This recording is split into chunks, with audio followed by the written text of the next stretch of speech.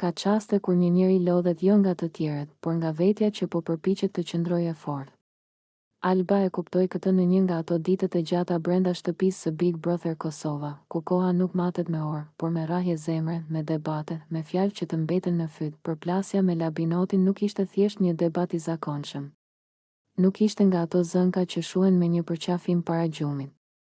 Ishte një goditje e brendshme, një ndjesë i padrejtësie që ju ngjit në kraharor dhe nuk po i largohej.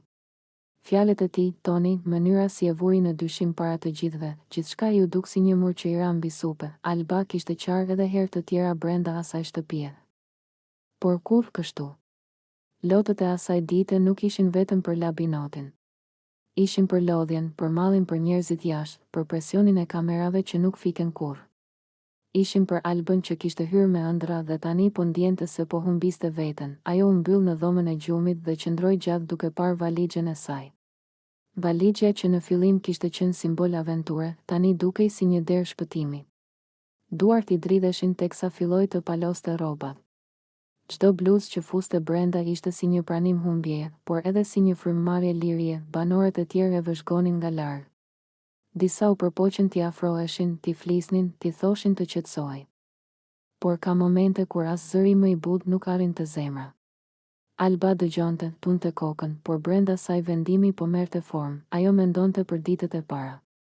Për entuziazmin kur kaloi pragun e asaj shtëpie, për mënyrën si i premtoi vetes se do të ishte e fortë, e vërtetë, se nuk do të lejonte askënd ta ulte. Dhe tani ndjente se po luftonte kundër diçkaje më të madhe se vetja. Përplasja me Labinotin i rrotullohej vazhdimisht në mendje.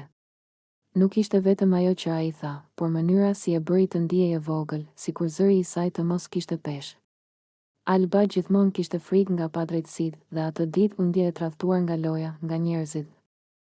Ndoshta edhe nga vetë formati, lotët i rridhnin pa pushim. Ajo nuk po qante për kamerat.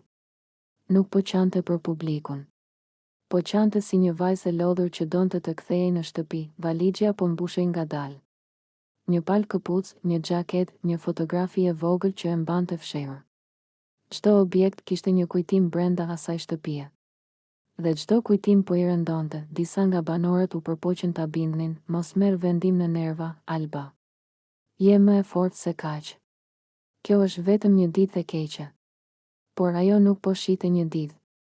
Po shite javë të tëra tensioni që ishin mbledhur në fyt. Po shite veten duke u tjetërsuar për të mbijetuar në një lojë që ndonjëherë të kërkon më shumë se sa mund të japësh.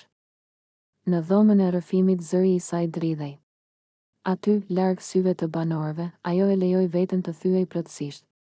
Tha se nuk po e përballonte dot më, se nuk donte të shndërrohej në ditë që nuk e njihte, se ndoshta largimi ishte e vetmja mënyrë për të ruajtur dinjitetin. Jashtë asaj dere, jeta vazhdonte normalisht. Por brenda, Alba po jetonte një stuj. Labinoti nuk e priste këtë reagim. Ndoshta as ai nuk e kishte kuptuar sa thellë kishin prekur fjalët e tij. Në një lojë ku të gjithë mendojnë për strategji, ndjenjat reale shpesh harrohen. Dhe Alba atë ditë nuk ishte lojtare, ishte thjesht njeri. Mbrëmja po afrohej dhe vendimi i saj dukej gjithnjë e më i prerë. Valixhja tashmë ishte gati. Ajo u ul mbi krevat dhe e preku me dorë, si për të siguruar se ishte e vërtetë. Në mendje i kalonin fytyrat e familjes. Nëna e saj që me siguri po e ndiqte nga ekrani, shoqet që e njihnin Albën e vërtetë, jo këtë version të plagosur nga loja.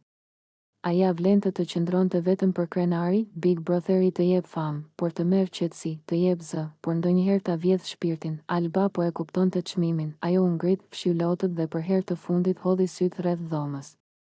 Muret që dikur i dukeshin plot mundësi, tani i dukeshin si kafaz i bukur. Vendimi ishte aty, duke rrahur bashkë me zemrën e saj. Ndoshta do të largohej.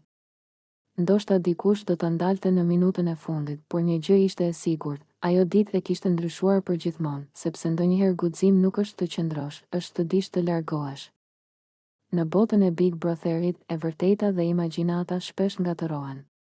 Publiku sheh vetëm copa momentesh, fragmente bisedash, shikime që zgjasin pak më shumë se zakonisht dhe mbi to ndërton histori të tëra. Kështu ndodhi edhe me Albën dhe Limin, dy njerëz që jetojnë në dy shtëpi të ndryshme, në dy formate të ndryshme, në dy realitete që nuk preken, por që në mendjen e njerëzve u bën një. Alba është brenda shtëpisë së Big Brother Kosova. Ajo zgjohet çdo mëngjes në dritat e kamerave, me mikrofonin e vendosur në gjoks dhe me ndjesinë se çdo hap i saj po lexohet, po komentohet, po interpretohet. Brenda asaj shtëpie koha rrjedh ndryshe. Një ditë duket si një javë. Një debat duket si dramë jete, një buzëqeshje e vogël merr peshë simboli, Limi, nga ana tjetër, po përgatitet të hyjë në Big Brother Albania. Jashtë kamerave ai ende ka jetën e tij të zakonshme, por hija e formatit tashmë ka filluar ta ndjekë. Emri i tij përmendet në portale, njerëzit përpiqen ta lidhin me histori, të krijojnë ura aty ku nuk ka as rrugë. E vërteta është e thjeshtë, Limi nuk ka lidhje me Albën. Nuk ka një histori të fshehtë, as një dashuri të heshtur, as një premtim të pathënë. Por publiku nuk ushqehet me të thjeshtën. Publiku kërkon narrativ dhe kështu lindin tregimet, mjafton një foto e vjetër, një fjalë e nxjerrë nga konteksti. Një lig i rastësishëm që njerëzit të ndërtojnë skenar. Alba brenda shtëpisë nuk e di se jashtë po i shkruhet një histori paralele. Ajo merret me sfidat e saj, me mallin për familjen, me përplasjet e përditshme, me aleancat që krijohen e prishen brenda pak orësh. Ajo nuk e njeh Limit veç se si emër që qarkullon larg realitetit të saj. Ndërsa jashtë, emrat e tyre vendosen krah për krah sikur të ishin dy personazhe të njëjtit skenar. Ky është paradoksi i Big Brotherit. Njerëzit futen për të treguar kush janë, por shpesh përfundojnë duke u bërë kush të tjerët mendojnë se janë. Limi e di se kur të hyjë në shtëpinë e Shqipërisë, do ta presim pyetje. Do ta pyesim për Albën, për historinë që nuk ekziston. Ai do të duhet të shpjegojë diçka që nuk e ka jetuar kurrë. Dhe ndoshta do ta kuptoj se fama moderne nuk ndërtohet vetëm nga veprimet, por edhe nga fantazitë e të tjerëve. Ndërkohë Alba vazhdon rrugëtimin e saj në Kosovë. Ajo krijon miqësi reale, përjeton emocione të vërteta, qan, qesh, zemërohet, pa e ditur se jashtë dikush po i shkruan një version tjetër të jetës. Në dhomën e rrëfimit ajo flet për veten, për ëndrat, për të shkuarën, por askush nuk i thot se në portale po ndërtohet çifti Alba, Limi, dy shtëpi, dy formate, dy histori që nuk takohen. Ndoshta një ditë, kur gjithçka të mbaroj, Alba do ta dëgjoj këtë tregim dhe do të buzëqesh me habi. Ndoshta Limi do ta tregoj si shembull se si funksionon makineria e thashethemeve. Sepse Big Brotheri nuk është vetëm loja atyre brenda, por edhe atyre jashtë që kanë nevojë të besojnë në diçka. E vërteta mbetet e thjeshtë. Ata janë vetëm dy individ në dy rrugë të ndara. Çdo gjë tjetër është zhurmë rreth tyre. Dalja e Limit para kamerave të Big Brother 2 ditë më parë nuk ishte thjesht një episod nervash i radhës. Ishte një shpërthim që zbuloi atë që shumë shikues e përshpërisin prej kohësh, se pas fasadës së një spektakli argëtues fshihet një makineri që prodhon tension, poshtërim dhe gjuhë të errët. Fjalët e tij kundër Olsa Muhamedit dhe produksionit ranë sigur në një ujë të turbullt që ka kohë që lëviz, por që askush nuk guxon ta trazojë seriozisht. Reality show në hapësirën shqiptare ka lindur me premtimin për të sjellë njeriun real, emocionet e vërteta, jetën pa filtra. Me kalimin e viteve ky premtim është shndëruar në një slogan bosh. Sot, ajo që quhet realitet televiziv i ngjan më shumë një teatri ku skenari shkruhet me logjikën e klikimeve dhe jo me logjikën e dinjitetit njerëzor.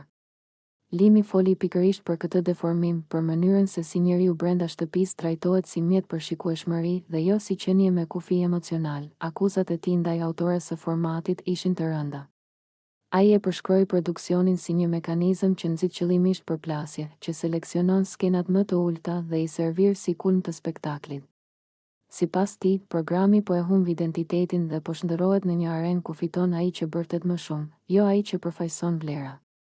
Këto fjalë mund të tingëllojnë si mlef personal, por ato përkojnë me ndjesinë e një pjese të madhe të publikut që ndihet gjithnjë më i huaj përballë ekranit. Përgjegjësia e produksionit nuk është e vogël. Kur çdo debat i ulet shpërblehet me minuta të gjata transmetimi, kur ofendimet kalojnë pa asnjë filtr, kur figurat publike brenda shtëpisë lihen të linçohen verbalisht, atëherë krijohet një kulturë e re komunikimi. Një kulturë ku dhuna e fjalës normalizohet dhe ku shikuesit mësohen se për të qenë interesant duhet të jesh i pamëshirshëm. Kjo është pasoja më e rrezikshme e këtij lloji televizioni. Limi nuk është i pari që ngre zërin. Edhe më herët konkurrentë të tjerë kanë lënë të kuptohet se loja nuk është aq spontane sa duket. Se ka ndërhyrje të padukshme, orientime, preferenca dhe standarde të dy fishta. Por rrallëherë dikush ka folur kaq hapur, me një gjuhë që diqte çdo urë pas vetes. Ai nuk kërkoi simpati, kërkoi llogari morale. Debati rreth rolit të Olsa Muhametit është i pashmangshëm. Si arkitekte e formatit, ajo përfaqëson fytyrën publike të tij. Askush nuk pret që autoria të jetë edukatore kombëtare, por pritet që të ketë kufi etik. Kur programi ngjan më shumë me një kopje të shëmtuar të emisioneve të njohjeve të tipit konfliktual, kur intimiteti i njerëzve përdoret si karem, atëherë pyetja nuk është më artistike, por morale. Publiku nuk është turm pa mendim. Reagimet në rrjetet sociale pas fjalimit të Limit treguan se ka një lodhje të përgjithshme nga ky model. Shumë njerëz ndihen të fyer nga niveli i gjuhës që u futet çdo mbrëmje në shtëpi. Prindër që shohin fëmijët të imitojnë sjellje agresive, të rinj që mësojnë se fama ndërtohet mbi poshtërimin e tjetrit. Ky është çmimi i vërtetë i spektaklit. Televizioni dikur kishte mision formues. Edhe kur argëtonte, e bënte me një lloj elegance. Sot duket sikur gara është kush prek fundin më shpejt. Big Brother në Kosovë kishte mundësinë të ndërtonte një identitet të vetin, më njerëzor, më të mençur se kopjet e rajonit. Por rruga e zgjedhur deri tani të çon drejt banalizimit total. Fjalët e Limit, sado të ashpra, duhet të shërbejnë si kampan alarmi. Nuk ka rëndësi nëse ai ka gabimet e veta, e vërteta nuk matet me biografinë e atij që e tholl. Nëse produksioni vazhdon të sillet sikur asgjë nuk ka ndodhur, atëherë mesazhi për shoqërinë është i qartë. Çdo gjë lejohet për pak më shumë audiencë, ndoshta ka ardhur koha që formati të rishpik vetveten. Të vendos rregulla të qarta komunikimi, të mbrojë dinjitetin e garuesve, të mos e shes konfliktin si vlerë. Televizioni nuk është thjesht pasqyrë e shoqërisë, ai e formson atë. Dhe kur pasqyra mbushet me balë, edhe fytyrat që shihen në të fillojnë të duken të shëmtuara. Historia e këtij sezoni do të mbahet mend jo për fituesin, por për çarjen që u krijua mes publikut dhe produksionit. Limi vetëm sa e shqiptoi me zë të lartë atë që shumë e mendonin në heshtje. Nëse kjo çarje do të mbyllet me reflektim apo me arrogancë, mbetet për t'u parë. Por një gjë është e sigurt, spektakli që ushqehet me helm herët avon helmon edhe vetveten. Dritat e primejit binin drejt e mbi fytyrat e banorëve.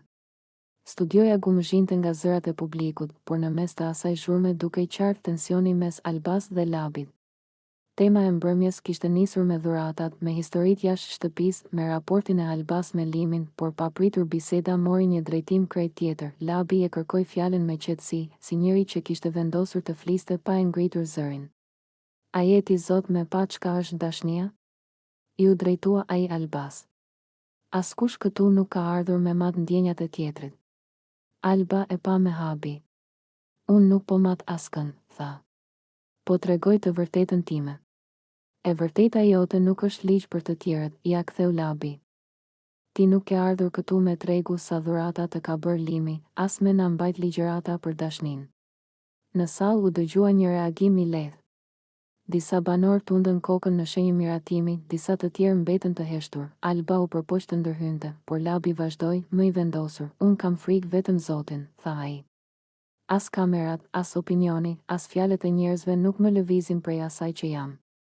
Këto fjalë ndryshuan krejt atmosferën.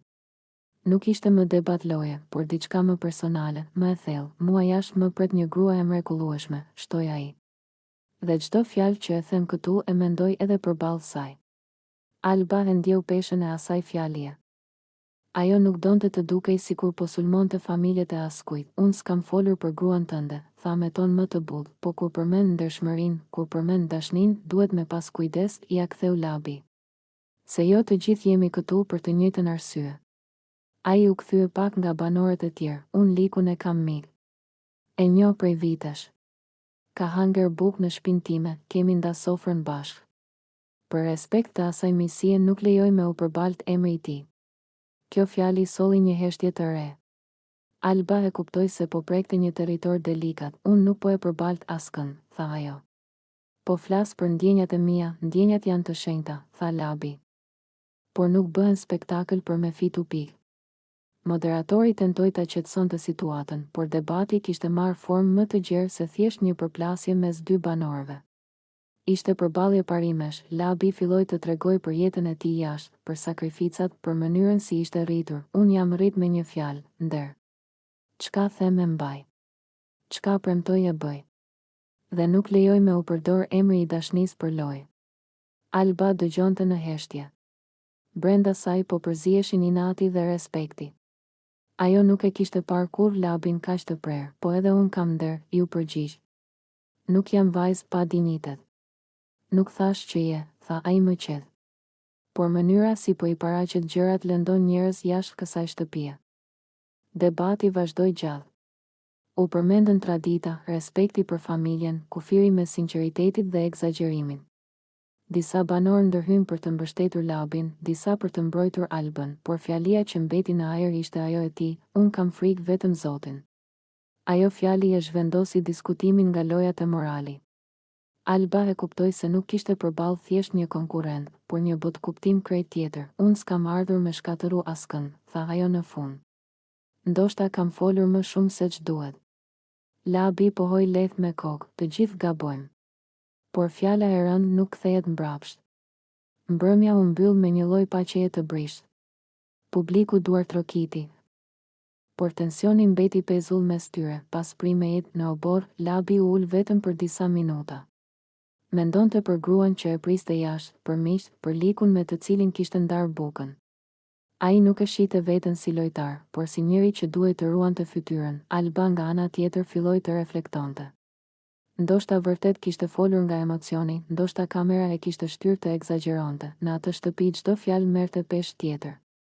Dhe ajo mbrëmje u kujtoi të gjithëve se përtej lojës ekziston jeta reale, njerëzit real dhe Zoti që secili e mbante në ndërgjegje. Labinoti u rrit me një fjali që i ndiqte pasi hije, Serbi ta ka vra babën. Nuk ishte fjali e thënë me urrejtje nga nëna e tij, por me dhimbje, me atë zë që dridhet kur njeriu përpiqet të mos qaj para fëmijës. Ai ishte vetëm 4 vjeç kur ndodhi lufta, tepër i vogël për të mbajtur mend fytyra, por mjaftueshëm i madh për të mbajtur mend frikën. Zhurmën e çizmeve, britmat e lagjes, erën e tymit që hynte nga dritarja e vogël e shtëpisë së tyre në periferi. Në shkollë fëmijët flisnin pa e kuptuar peshën e fjalëve. Serbi, Serbi. E thoshin si loj, si sharje pa adres. Por për Labinotin ajo fjalë kishte emra, babën, axhën, 2 kushërinë. 4 burra të shtëpisë që nuk u kthyen më. Ai nuk dinte as ku e kishin varrin. Nëna i tregonte se trupat ishin humbur, se dikush i kishte parë për herë të fundit pranë një lumi, por asgjë nuk u vërtetua kurrë. Për një fëmijë, mungesa e varrit është si një plagë që nuk mbyllet, nuk ke as gur ku të qash, as vend ku t'i flasësh heshtjes. Vitet kaluan dhe Labinoti mësoi të qeshte si të tjerët. Luante futboll në obor, ëndërronte të bëhej mekanik, të rregullonte makina që njerëzit të shkonin larg, atje ku nuk kishte më kujtime lufte. Por brenda tij jetonte një djalë i vogël që priste të dëgjonte trokitjen e babës në derë. Në çdo burr me flokë të thinjura kërkonte një ngjashmëri, mënyrën si ecën. Si ndes cigaren, si qesh me gjysmë buzë, kur u ftua në atë emision televiziv, mendoi se do të fliste për jetën e tij, për punën, për ëndrat e reja. Moderatori ishte i buzëqeshur, drita të forta, publiku duar trokiste. Por sapo biseda preku temën e fëmijërisë, diçka u thye. Një nga të ftuarit përmendi me lehtësi fjalën serb, sikur të ishte term historik i thatë. Për Labinotin nuk ishte fjalë libri, ishte fytyra e nënës së tij kur zgjohej natën duke bërtitur. Ai e ndjeu gjakun t'i ngjitej në kokë. Duart filluan t'i dridheshin. Ju akoma u përmendni fëmijëve serbin si me qenë përrall, tha me zë të ulët në fillim. A ju vjen turp? Unë nuk e di as ku e ka baba varrin. 4 veta të familjes mi ka vra Serbi. 4. Studioja unë pak. Askush nuk po fliste. Moderatori tentoi ta qetësonte, por fjalët i mbetën në fyt.